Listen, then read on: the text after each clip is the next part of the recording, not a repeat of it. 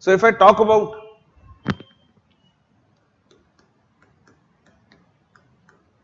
tax revenue receipts, so tax revenue receipts further include, you can say, direct tax and indirect tax. Direct tax and indirect tax. Clear? So this is what you have to first remember, that it includes direct tax and indirect tax. Now direct tax, example of direct tax is your income tax. Although as I have mentioned you a separate chapter, taxation part, so we'll talk about that thing also in detail, so don't worry about it. So income tax and corporate tax. So this is an example of direct tax. Now if I talk about example of indirect tax, so all of you know that GST. So GST is the best example of indirect tax. So this is what you have to remember. Okay. Now when we talk about non-tax revenue receipt, non-tax revenue receipt, so I hope you are making these notes, that is why I am repeating for you. So in non-tax revenue receipts there are total 5 items. How many items? Remember 5. Okay. So there are total 5 items. Okay. So I am writing it here for you. So we can say that in tax revenue receipt there are 2 items, that is direct and indirect tax. So there are total 5 items in non-tax revenue. Okay. So in non-tax revenue 5 items include, number 1, fees and fines. Okay, fees and fines. So if you have given any fees or fine to the government of India, like you fill the UPSC form, so for boys, for girls there is 0 fees, but for boys you have to pay some fees. How much? Can you tell me? Okay, so you have to pay some fees. That fees becomes a part of non-tax revenue. So whatever fees you have paid to the UPSC, means those who have to pay, so that will go to the consolidated fund of India. Clear? That will go where? That is consolidated fund of India. Similarly, if you have violated any law, okay, so you have to pay the fine. Okay, that will also go to the consolidated fund of India. Okay, now Karan is saying, sir, 100 rupees. Okay, clear? Number 1. Number 2, user pay charges.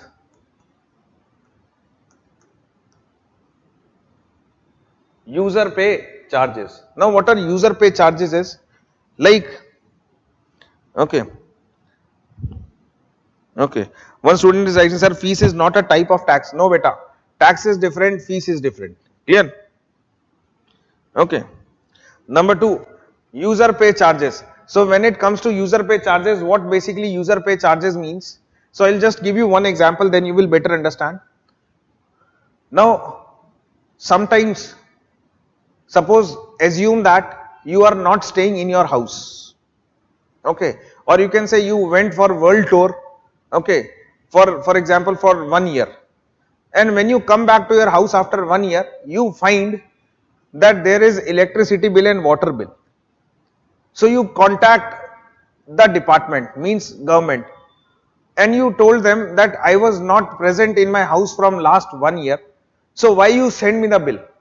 So they will say you this thing, that we are not charging you for any electricity. Why? Because you have not consumed anything, but to provide electricity to your house, we have set up an infrastructure, so you have to pay money for that.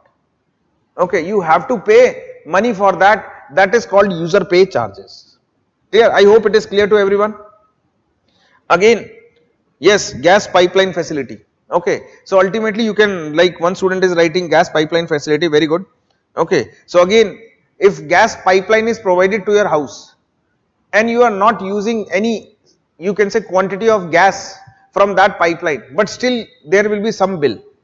Okay, so that is, you can say, you have to pay. Why? Because government says that we have set up infrastructure for you. Okay, I will give you one similar example.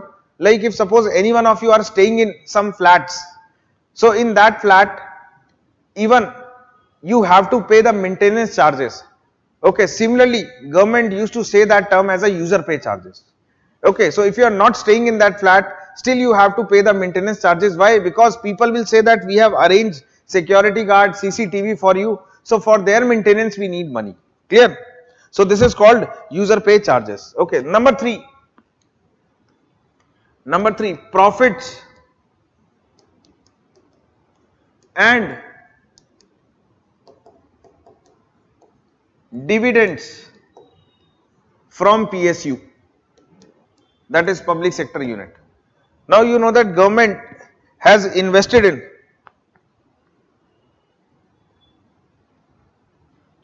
okay. Now you say that okay, you say that government is invested in okay in so many PSUs. Government has invested in PSUs. Okay, so from PSUs, so you can say PSU are run by someone else. But in the end, whenever there is a profit, so government used to take that profit. Similarly, dividends are bonus that are given by the PSUs to the government. So ultimately, profits and dividend. Okay. Now there are some doubts, like some students are saying, like sir, toll tax. Beta, we use the word toll tax. Basically, actually, it is not the tax. Okay, it is, you can say, toll charges. Okay, so if you are using the word tax, toll tax, that is wrong. Okay, clear? Okay. Now one student is saying house rent. Beta, if house you have given on rent, okay, if suppose government has given any its property on rent, so whatever house rent they will get, that will be in the form of fees. Okay, that will be in the form of fees. Okay, see, user pay charges means there are some facilities which government provide to everyone. If you are not using that facility, still you have to pay certain amount. That is user pay charges. Like electricity, if suppose your house is locked, okay, still there will be some bill that you have to pay. Similarly, water bill, okay, there will be some water bill. Why? Because government said that we have set up a network of drainage system, so you have to pay. So that is user pay charges. So user pay charges means even if you are not using that facility, but you have a property in that area, still you have to pay some charges, that is user pay charges. House rent you have to pay only when you use it. Okay, otherwise you don't, no one will, you can say, take house rent from you, so that house rent will become a part of fees. Clear? I hope it is clear to you. Okay, now Karan has written, sir, isme sirf, yes, government, when we talk about taxes, so there are some taxes which collect by the, or which you can say, on which taxes union government has a right, on some taxes state government has a right.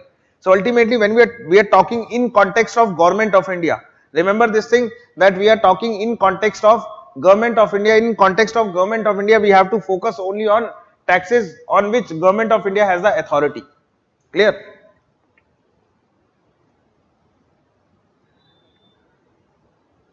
Clear? So this is what you have to remember. So shall I proceed? So profits and dividends. Next, now government of India used to give loans. Again, government of India used to give loans. So whenever loan is given, so in loan there are two components. One is principal amount, another is that you charge interest over that. Okay, that you charge interest over that. So ultimately interest received. So if government of India has given loan to anyone, anyone means it is to the state government, okay, it is to any foreign government. So for example Sri Lanka, for example Bhutan, for example Nepal, for example Afghanistan. So if government of India has given loan to anyone, either to any state or to foreign government, so government of India will collect interest over that. So ultimately I am not talking about principal amount, I am talking about in loan, that whenever we get interest. Okay, so you can say interest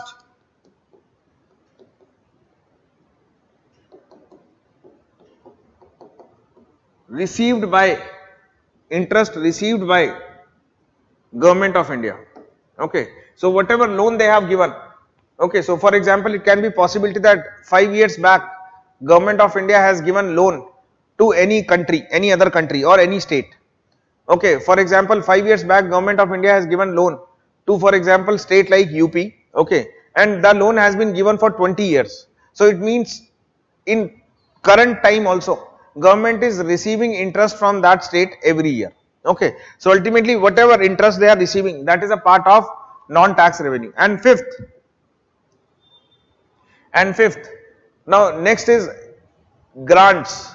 If suppose anyone is giving grants to the government of India, okay, so anyone, if suppose you plan to give grants to the government of India, so grants will be the part of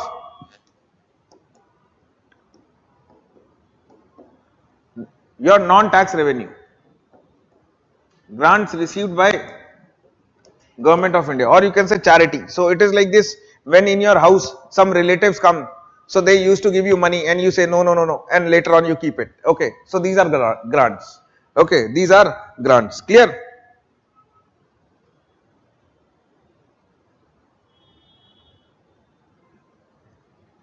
Clear? So I hope it is clear to you. Okay. Now there is one question, sir, why profit from PSU is not came under receipts? Okay. So beta, we have written this thing only, na, profits and dividends from PSU. So it is under receipts only, that is non-tax revenue receipt. Okay. Now one student is asking, sir, what about public transport? Beta, public transport, if you are using public transport, you pay some ticket, okay, or you can say fees, that will be a part of this. Okay, so ultimately government used to collect fees, or you can say charges or tickets for so many things. Okay, so many things that will be a part of this fees. Okay, similarly there are user pay charges. So this is what you can say broad heading. So under this you can fit so many things are there. Clear? Okay, I hope it is clear till here. Okay, now this is what you have to remember. So if suppose in future UPSC asks you,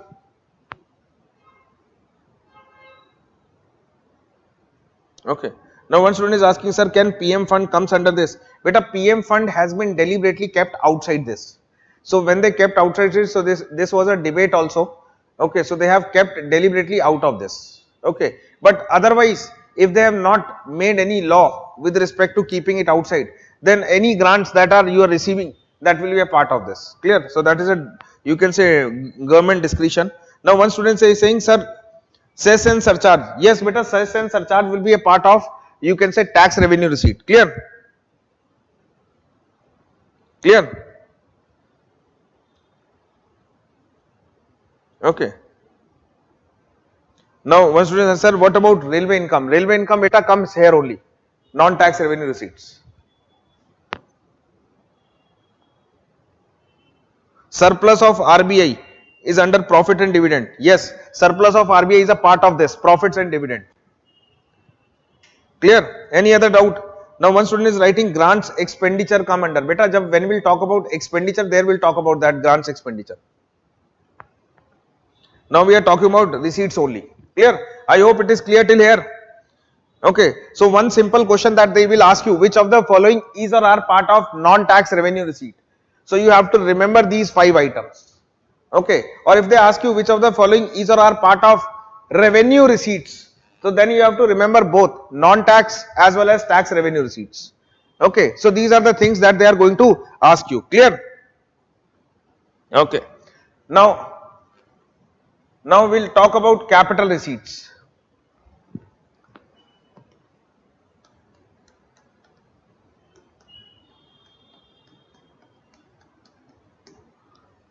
Now we'll talk about capital receipts. Now in capital receipts there are 3 items. There are 3 items. Number 1, borrowing oblique, you can say, loan taken by government of India. Borrowing oblique loan taken by government of India. Okay, so that is a part of, you can say, capital receipt. Okay, so government also used to take the borrowing or loan. Okay, so whatever loan or borrowing, if suppose government of India is taking, that will become a part of capital receipts. Second, if you see,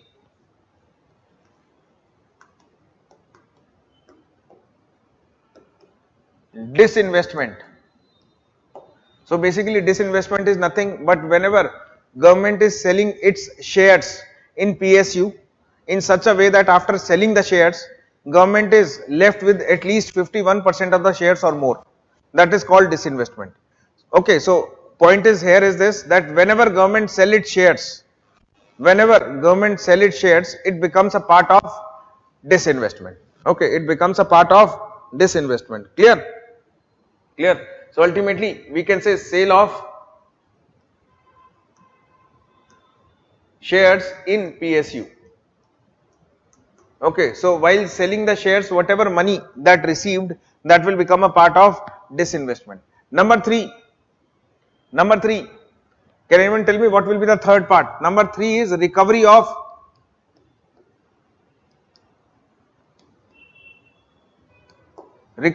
loan oblique, you can say borrowing given earlier.